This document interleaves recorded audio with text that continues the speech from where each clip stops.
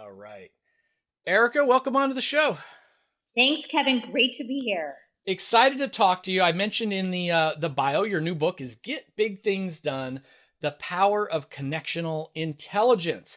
So, what the heck is connectional intelligence, and how's it different from what I might have referred to as networking back in the day? Great question, Kevin. So, a lot of the ways that we measure relationships, especially in our digital connected world, is through quantity of connections. How many LinkedIn followers do we have? How many Twitter followers? How many email subscribers? But in my book, Get Big Things Done, I really shift that notion from the importance of quantity to quality because having a lot of networks doesn't necessarily lead to measurable change. The key is the skill of how do you effectively leverage the networks of people, ideas, and resources to drive change and value is what makes or breaks success. And I call that skill connectional intelligence. If you think about today's world, we are not just connected, we are over-connected. We have too many meetings, too many emails. Connectional intelligence is that ability to take back our time, to think more strategically about how we can bring curiosity, community building, courage to our networks, and often leverage the networks that we already have in new and unprecedented ways, and think about how to multiply our connections in a very different way, broader. So much of the networking conversation has been around build contacts, send follow-up emails, send a reminder of an article that where you thought of someone, right? And yes, those are very practical productivity tools. But I would encourage people to think about connectional intelligence really as the next leadership skill after emotional intelligence. We all know what IQ is. 15 years ago, emotional intelligence came to stage as a key leadership trait. But in today's world, we can't just rely on our knowledge or our emotional connection with others when most of the time we're leading global, virtual, multi-generational teams spread around the world. We need to tap into that ability to connect differently and connect intelligently. So are you hoping we refer to this as CQ in the future? It's called CXQ. CXQ. Yes. And the goal is that, it took 20 years for emotional intelligence to really become mainstream. And the goal is that, our teams and our everyday conversations will have connectional intelligence involved just as much, from communities to corporations to families, because that's what we really need. And that's what matters now. I'm so glad you did this. We need to simplify our concepts to make them easier to spread. So CXQ, you just delivered it for us. I like that a lot. And it's interesting, Erica, I am discovering this just now in my own life because for work reasons and the forthcoming book, I'm needing to sort of think about who my allies are and reach out to them and ask for help. And 4 years ago, one of the ways I would have done that is I would have gone on to LinkedIn and I would have sort of just looked at my first level connections, and it'd be pretty easy to spot my friends and to reach out to them. But today I have 27,000 LinkedIn connections, not followers, connections. Wow. And what's happened is if I log into LinkedIn, the stream is just gibberish from people I don't know and promotional, and the messages is spam. And it's very difficult for a valid, important message to get through to me now on LinkedIn. And I can no longer go to my first line connections on a platform like LinkedIn and say, hey, remind me like my closest 100 or 200 friends that I want to invite to this thing or do whatever. I can't find them. And so I'm now pausing and trying to really think like, wait a minute, I kind of messed this up. I went for scale, but at a certain point, it's now hurting me rather than helping me. Right.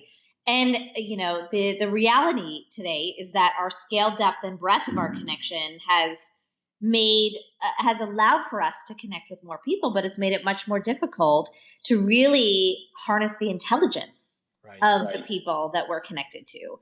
And so in my book, Get Big Things Done, with my co-author, Saj Nicole Jonai, we actually talk about how do we really connect intelligently. And 10 years ago, Malcolm Gladwell, the famous author, coined the concept of a connector, right? And that idea revolutionized a lot of thinking in corporate America.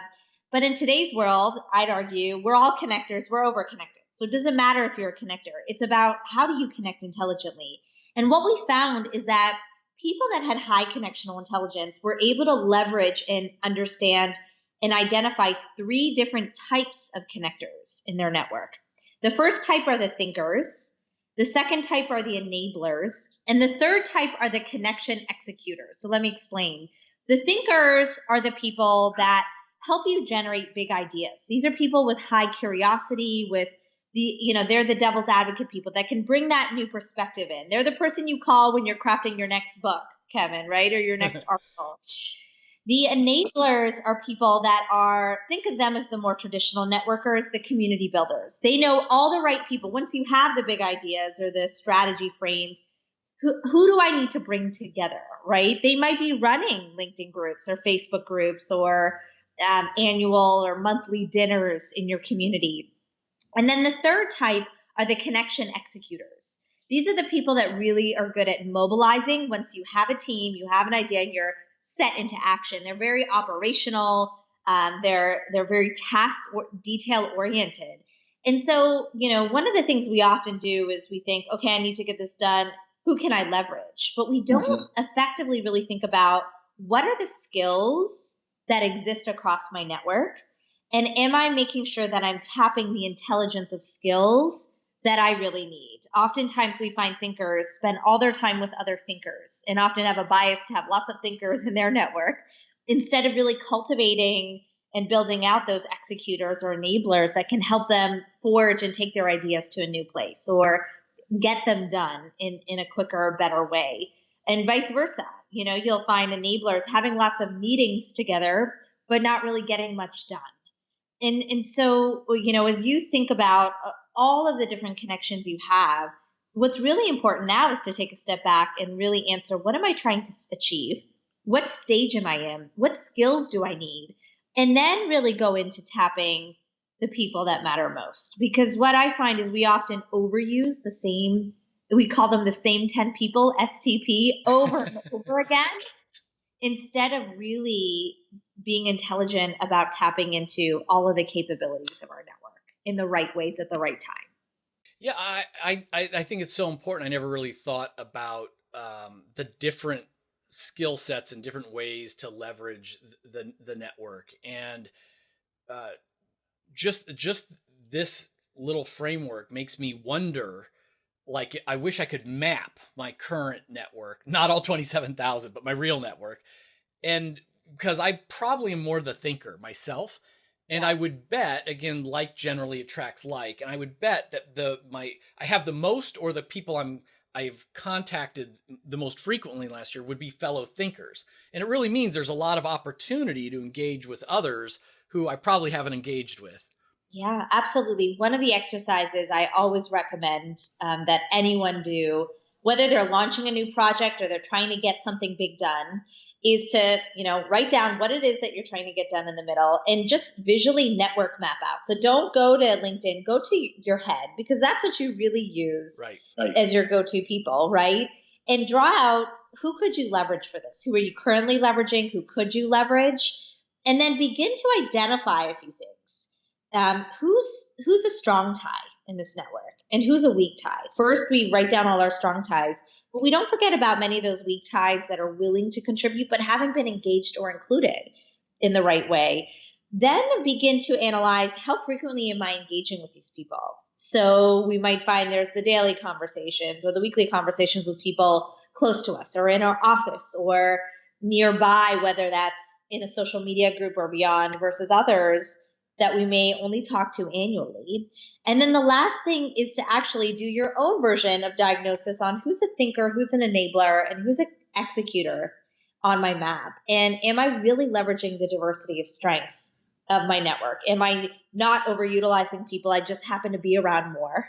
Am I thinking differently about how to tap some of my more medium or weaker ties around this big thing? And, the simple act of that, and it just takes a few minutes, can help you understand, I don't even have the right people for this. Then it might be time to go check out your LinkedIn network, right? Or your Facebook network. But just starting there really reduces the anxiety and overwhelm that many of us are facing today. And what about, I mean, that sounds like great advice for everybody. Many listeners of the LEADx Leadership Show are younger, first time managers. Is there anything specific that you would suggest they do to build their connectional intelligence? I mean, the exercise you just gave is good, but is it different if you're thinking about building a career, or that we're in our home office today speaking with each other, but they might be in a physical office with colleagues around? What would you say? Yeah, a couple of things. So the first thing I talk about, and that's in the book as well, is identify what you want to become known for. So in order to really build a network, you have to think about how you're going to contribute to that network. And yes, you can be a generous person who wants to give tips about around restaurants, or help people out by reading their application or whatever it may be. But to really build an intelligent network, you need to think about, what do you want to be known for? Do you want to be known as a connector around robotics? Do you want to be known as a leading thinker in radiology? Do you want to be known as a management expert? And then really begin to map out, how can you contribute to your current network that cares about those things? And then do an exercise that I call your dream network, and identify who are those potential 20 connections that you could build, and what are unique ways that you can help serve their interests and contribute to something they're doing that they don't already have. And we think that we don't have anything to offer, but it could be simple as helping to promote something they're doing, helping to offer something meaningful, organizing a way for people in your industry or around your passion area to come together. One of my favorite examples of this is a woman named Jeannie Pieper. Jeannie suffered from a very rare disease called FOB. And for 20 years, she scoured from doctor to doctor on how to diagnose this illness.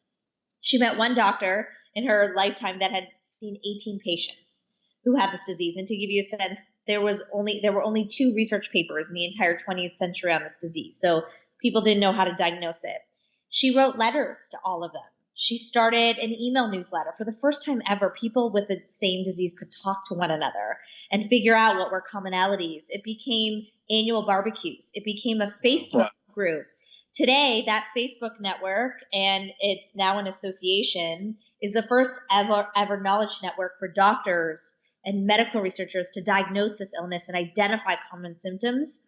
And this rare disease network has now funded the first ever medical research at a university for this disease. So had it not been for Jeannie to be curious, to take a risk, to say, I care about this, but I'm not going to stop at getting myself treated. I'm going to build a network that can do something about it. And it started as an emotional support group, right? But then they really realized, what other problems could we solve when connected? And asking ourselves, how could we create greater value? That's really where the power of connectional intelligence came into effect. It's an amazing story and a great case, just as you've underscored the power of connectional intelligence to create greater value. This can sound corny, but I mean it sincere. I mean, I've been thinking a lot about it, sort of like I've always set goals for myself or try to set stretch goals.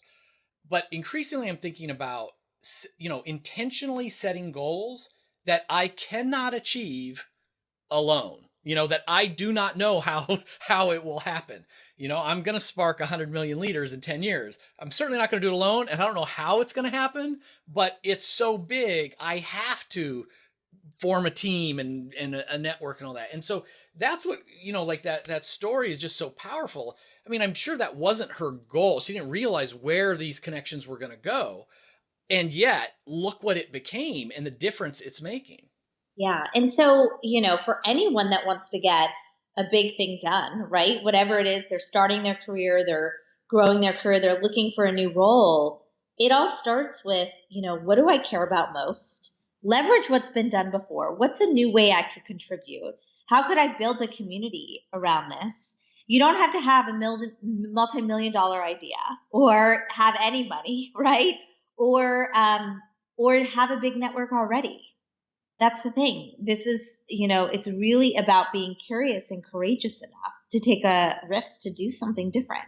There's a surfer named Ben Thompson who hated the sludge in the water when he was surfing. And he was also an engineer. So he combined his surfer and engineer hat and created something called SmartFin, which is a sensor that surfers put under their surfboards to track the salinity, acidity, and temperature of the water. And surfers just liked it. He ended up creating a partnership with climate change researchers because climate change researchers couldn't get data because often sensors would corrode in the water, but surfers were going in and out of the water. So they were able to get data in different ways. And it was without even really realizing it, but staying focused on something he can contribute to. He was able to connect these two networks that were never collaborating before. Yeah.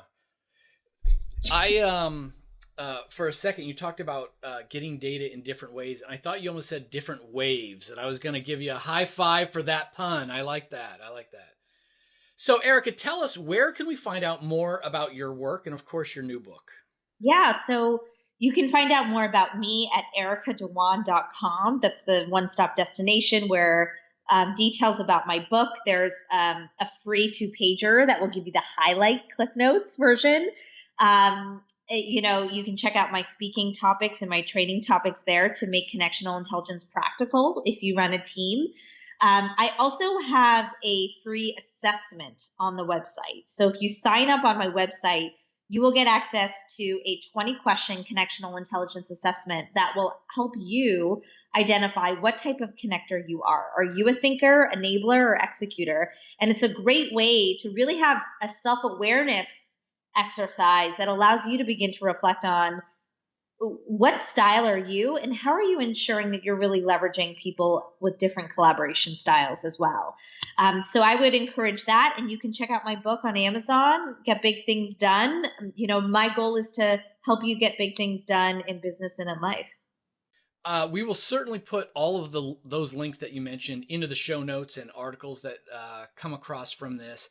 And I always like to challenge our listeners to take action right away. And I'm going to challenge them today to go to your website and to take that assessment. I love, complimentary assessments to get some self-insight and some motivation to take it to the next level. Erica, thanks for coming on to the LEADx show. Thanks so much, Kevin. You're a great example of the power of connectional intelligence in action. Very nice of you to say. Thank you.